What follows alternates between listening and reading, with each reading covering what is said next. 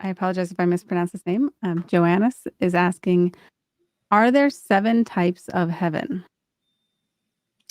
Johnny, merci pour votre question. I saw that it was first in French. So thank you so much for that question. Yes, she asked if there are 7 types of heaven. And it's funny you asked that because I remember there was a show a few years ago, or quite a few years ago when I was like in high school, a little while back. And it was called Seventh Heaven. And I think that's where some people might have gotten that idea. Maybe there's 7 heavens. Um, people have talked about that. According to the Bible, we only see 3. And so I'll show you that. That's basically your answers in the book of Second Corinthians, chapter 12, and verse 2. And so if you go to the book of Second Corinthians, chapter 12, it is kind of an interesting story. And basically, this is Paul, and he's talking about an experience that he had um, back early on in his ministry. And basically, he's talking about visions and revelations of the Lord. And so you see that in Second Corinthians 12, verse 1. Basically, he says, um, it is doubtless not profitable for me to boast. I will come to visions and revelations of the Lord. And in verse 2, he says, I know a man in Christ who 14 years ago, whether in the body I do not know, or whether out of the body I do not know, God knows. But such a one was caught up into the third heaven. And so here it talks about a third heaven.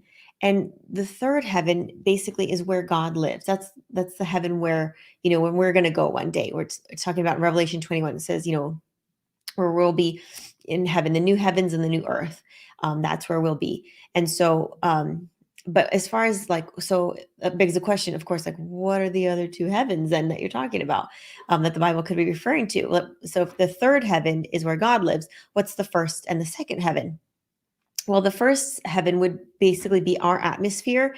So like in the book of Genesis chapter 1, when it's talking about where God made a firmament, and it talks about something very interesting. If you want to go there really quick to Genesis chapter 1, and I'm sorry, I usually have on um, my questions super prepared here, and I'm a little bit back. But if you go to Genesis chapter 1 and in verse 14, basically on the 4th day, God says, or here we say, let there be lights in the firmament of the heavens to divide. Oh, excuse me. I'm talking about so on the 2nd day, God made a firmament in the waters. And that was basically, as you see in verse 7, it says, thus God made the firmament and divided the waters which were under the firmament from the waters which were above the firmament. So basically, like the waters on our world from the waters up above us, like, the clouds and water up in the sky. And in verse 8, it says, and God called the firmament heaven. So the evening and the morning were the 2nd day. So here we see this is the first heaven that the Bible talks about in Genesis chapter 1. The first heaven would be basically our Earth's atmosphere, the space between us and basically our, 6 layers of atmosphere that we have on the planet Earth. And I do believe, this is my theory, but I do believe that there was actually a 7th layer of atmosphere back at creation that was another layer of water. I think that went away during the flood, but that again is a theory. I can't say for sure. However, there's some proof of that, or some evidence of that, which we can go over another time.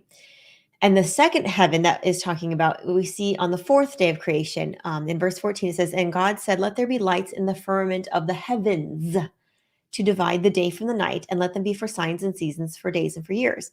And so I believe that the second heaven that the Bible talks about is the heavens, like outer space, basically where the other planets are, where the sun is, where the moon is, beyond our atmosphere, basically. So again, the first heaven that we see in Genesis chapter 1 would be our atmosphere, between the ground and the sky, where the birds fly, and where now airplanes fly.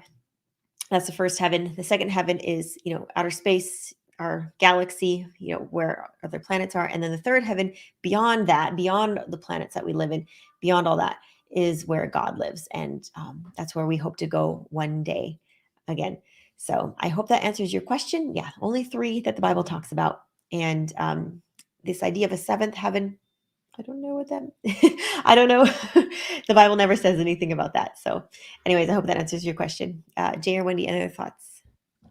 This was a really just interesting food for thought, but I don't know if any you've ever heard of cosmic background radiation, and this is one of these things where we look around at the universe with our detectors, and we detect there's like radiation pretty much throughout the entire uh, universe wherever we look, and people thought this was explained by the Big Bang, big explosion, then you got just energy everywhere.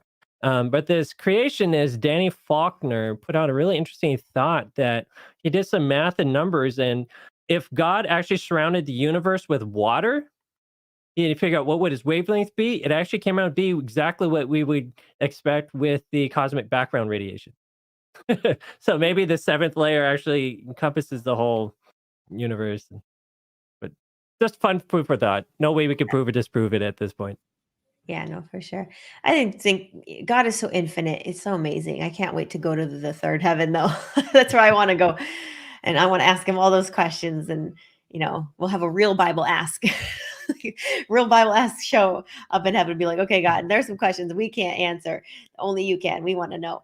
So I can't wait for that day.